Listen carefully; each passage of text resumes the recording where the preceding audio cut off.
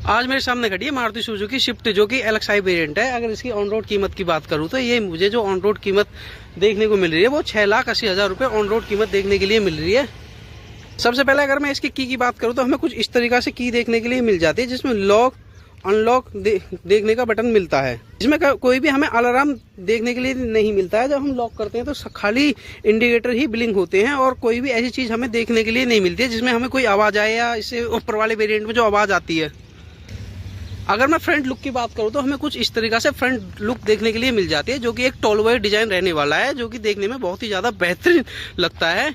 इसकी फ्रंट की बात करूं तो हमें कुछ फ्रंट इस तरीक़ा से देखने के लिए मिलता है, जो कि अगर इसके ग्राउंड क्लियरेंस की बात करूं तो ये हमें 165 mm ग्राउंड क्लियरेंस देखने के लिए मिलने वाला है। फ्रंट से गाड़ी कुछ हमें इस तरीक़ा की देखने के लिए मिलती है, जो कि बहुत ज़्यादा लुक अपीलिंग निकल के आती है। अगर फ्रंट की बात करूं तो इसमें हमें फ्रंट में क्या क्या चीज़ देखने के लिए मिलती है। सबसे पहले अगर बात करूं तो मुझे इसमें प्रोजेक्टर हेडलैम्प देखने के लिए मिलते हैं, और उसके बाद में हमें इसमें कोई भी फॉग लैंप देखने के लिए नहीं मिलता है। अगर बम्पर में हमें अब ये ग्लॉस ब्लैक ग्रिल देखने के लिए मिलती है, जो पहले हमें मैट ब्लैक ग्रिल देखने के लिए मिलती थी। और नीचे की तरफ अब मारुति ने एक फ्रंट स्किड प्लेट भी लगाकर देनी शुरू कर दी है, जो कि पहले ये बम्पर कलर में ही आती थी, लेकिन अब ये मैट ब्लैक में हमें अलग से स्किड प्लेट जो है ये वाली देखने के लिए मिलती है। और ये बीच में हमें एक बड़ा सा सुजुकी का लोगो देखने के लिए मिलता है। अगर फ्रंट की बात करूँ तो हमें इसमें कोई भी ऐसी ए पिलर वगैरह हमें ब्लैक आउट देखने के लिए नहीं मिलते हैं, इसलिए हमें सब कुछ गाड़ी में सादा सादा सा देखने के लिए मिलता है। अगर मैं साइड प्रोफाइल की बात करूं तो हमें कुछ साइड प्रोफाइल इस तरीक़ा से देखने के लिए मिलती है, जिसकी लेंथ रहने वाली 3755 mm के आसपास और जिसकी हाइट रहने वाली तकरीबन 1700 कुछ mm के आसपास। कुछ साइड से हमें इस तरीक़ा की देखने के लिए मिलती है, जिसपे हमें फेंडर पे इंडिकेटर देखने के लिए मिलता है, और जो कि इसमें ORVM है वो हमें सादा देखने के लिए मिलता है। कोई भी हमें इलेक्ट्रिकल फोल्डेबल और एडजस्टेबल देखने के लिए नहीं मिलता है, और वो भी हमें ब्लैक कलर का ही देखने के लिए मिलता है। कोई भी हमें बॉडी कलर ORVM देखने के लिए नहीं मिलता है। अगर डोर हैंडल की बात करूं तो ये भी हमें ब्लैक कलर के ही देखने के लिए मिलते हैं, कोई भी हमें ये बॉडी कलर देखने के लिए नहीं मिलता है। अगर मैं टायर साइज की बात करूं तो ये हमें 14 नंबर का टायर साइज देखने के लिए मिलने वाला है, जो कि एक स्टील रिम रहता है, जिसकी अगर उसकी साइज की बात करूं तो 165/80 और 14 का टायर साइज रहने वाला है। बिल्कुल सेम साइज पीछे का रहने वाला है। और इसके A pillar, B pillar, C pillar की बात करूँ तो ये हमें बॉडी कलर देखने के लिए ही मिलते हैं, कोई भी हमें ये ब्लैक आउट पिलर देखने के लिए नहीं मिलता है, जैसे कि मारुति की और भी गाड़ियों में ब्लैक पिलर देखने के लिए मिलते हैं जिन पर टेपिंग हो ही रहती है। और गाड़ी के पीछे की बात करूँ तो हमें कुछ रियर लुक इस तरीक़ा से देखने के लिए मिलती है, जो कि रियर लुक बहुत ज़्यादा अच्छी देखने में लगती है। और गाड़ी में हमें 2 टेल लैंप देखने के लिए मिलते हैं, जो कि LED टेल लैंप रहने वाले हैं। बीच में हमें एक ये सुजुकी का लोगो और स्विफ्ट की बैचिंग देखने के लिए मिलती है। अगर हम पीछे की बात करें विंडशील्ड की तो इस पर हमें रियर डिफोगर देखने के लिए मिल जाता है, लेकिन कोई भी हमें वाइपर देखने के लिए नहीं मिलता है। यहीं पर ही हमें हाई माउंट स्टॉप लैंप देखने के लिए मिल जाता है। ऊपर की तरफ हमें एक एंटीना देखने के लिए मिलता है। ये कोई भी शार्पिंग एंटीना नहीं है, नॉर्मल एंटीना जो अब तक मारुति की गाड़ियां सब में लगाकर आई हैं।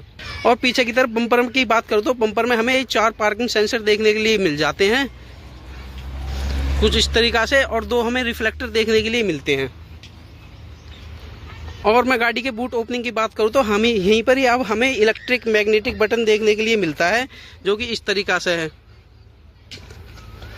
पहले की तरह अब हमें आगे से बूट को खोलने की ज़रूरत नहीं है, डायरेक्ट हम यहां से अपने बूट को ओपन कर सकते हैं। अगर बूट के स्पेस की बात करूं तो हमें अच्छा खासा बूट स्पेस देखने के लिए मिलता है, जिसमें तकरीबन 260-70 लीटर के आसपास बूट स्पेस निकल के आता है। और पीछे की सीट की बात करूँ तो ये हमें कोई भी 60-40 सीट देखने के लिए नहीं मिलती है।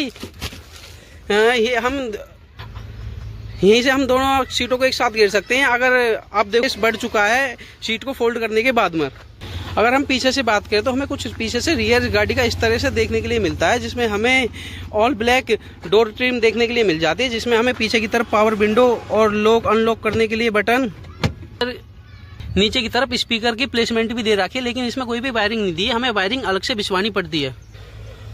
कुछ रियर सीट स्पेस हमें कुछ इस तरीक़ा से देखने के लिए मिल जाता है, जो कि काफ़ी रहने वाला है। अगर मैं स्पेस की बात करूं तो ये सीट फुल पीछे है, फिर भी काफ़ी स्पेस निकल के आ रहा है। अगर हेडरूम की बात करूं तो हेडरूम भी हमें काफ़ी अच्छा खासा देखने के लिए मिल जाता है। और गाड़ी में रिक्लाइनिंग एंगल भी अच्छा खासा दिया हुआ है, ना ज़्यादा कम है ना ज़्यादा है। पीछे की तरफ हमें ये ग्रेव हैंडल देखने के लिए मिल जाते हैं, एक आगे की तरफ है और दो पीछे की तरफ है। पीछे की तरफ एक हमें ये कप होल्डर देखने के लिए मिलता है। अगर मैं फ्रंट डोर की बात करूँ तो फ्रंट डोर पर हमें क्या क्या चीज़ देखने के लिए मिलती है, कुछ इस तरीका से हमें फ्रंट डोर देखने के लिए मिलता है, जो कि ऑल ब्लैक ट्रिम में रहने वाला है। इसी पर हमें लॉक अनलॉक करने के लिए बटन और डोर ओपन करने के लिए हैंडल और चारों पावर विंडो के बटन यहीं पर दिए हुए हैं। नीचे की तरफ एक होल्डर और थोड़ा सा ये स्पेस देखने के लिए मिलता है। कुछ फ्रंट से हमें डैशबोर्ड इस तरीका का देखने के लिए मिलता है, जो कि ऑल ब्लैक रहने वाला है, एक प्रीमियम फील निकल के आती है।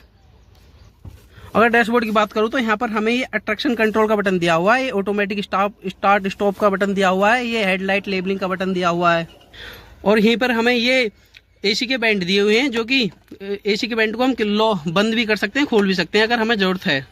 कुछ इस तरीका से हमें इसका स्टीयरिंग व्हील देखने के लिए मिलता है, जो कि कोई भी हमें स्टीयरिंग माउंटिंग कंट्रोल बटन देखने के लिए नहीं मिलता है। इस साइड हमें हेडलाइट को कंट्रोल करने के लिए ये लीवर दिया हुआ है, इस साइड हमें वाइपर को कंट्रोल करने के लिए लीवर दिया हुआ है। और सामने की तरफ हमें अब गाड़ी में पहले एक सिंगल मीटर देखने के लिए मिलता था, जो खाली एक स्पीडोमीटर होता था, लेकिन अब हमें ये टैकोमीटर और स्पीडोमीटर दोनों चीजें देखने के लिए मिलती हैं और बीच में हमें थोड़ी सी ये डिस्प्ले में इंफॉर्मेशन देखने के लिए मिलती है, जिसमें हमें किलोमीटर वगैरह, रेंज वगैरह और टाइम वगैरह ये सब चीजें देख सकते हैं। अगर फ्रंट की बात करूं सेंटर कंसोल की, तो सेंटर कंसोल में हमें कोई भी इंफोर्मेंट सिस्टम देखने के लिए नहीं मिलता है, कोई भी वैसी चीज़ें हमें देखने के लिए नहीं मिलती हैं। इसमें हमें डैक वगैरह, स्पीकर वगैरह सब चीज़ें बाहर से लगवानी पड़ती हैं, लेकिन हमें ये ऑटोमेटिक जैसा एसी देखने के लिए मिल जाता है और बाकी वर्क भी ऐसा ही करता है, बट ये ऑटोमेटिक नहीं है, एक मैनुअल एसी होता है और ये हमें 5 स्पीड मैनुअल ट्रांसमिशन के साथ ये गाड़ी देखने के लिए मिलती है। यहाँ पर हमें एक 12 वोल्ट का चार्जिंग सॉकेट देखने के लिए मिलता है। यहाँ कोई भी हमें पेन ड्राइव या डाटा केबल लगाने के लिए ऑप्शन नहीं मिलता है। बीच में हमें ये हैंड ब्रेक लीवर देखने के लिए मिल जाता है। कुछ हमें ये ड्राइवर साइड की डोर इस तरीका से देखने के लिए मिलती है। बात करो तो रूफ में हमें एक ये हेलोजन बल्ब के साथ रूफ लाइट देखने के लिए मिल जाती है। दो ये हमें सनवाइजर देखने के लिए मिल जाते हैं, जो कि एडजस्टेबल है। कोई भी हमें यहाँ पर वैनिटी मिरर देखने के लिए नहीं मिलती है। अगर इसके इंजन की बात करूँ तो ये हमें 1.2 लीटर 3 सिलेंडर जेड सीरीज का इंजन देखने के लिए मिल जाता है, जो कि एक मैनुअल ट्रांसमिशन के साथ आता है और जिसकी पावर की बात करूँ तो 89 bhp की पावर और 110 Nm का टॉर्क निकाल के देता है। वहीं पर माइलेज की बात करूँ तो जो कंपनी ARI सर्टिफाइड माइलेज देती है वो 25 का देती है, लेकिन ये सिटी में 16, 17, 18 का बड़े आराम से दे देता है निकाल कर, और हाईवे पे 20 से 22 का माइलेज। अगर आपको रिव्यू अच्छा लगा हो तो चैनल को सब्सक्राइब और लाइक करें।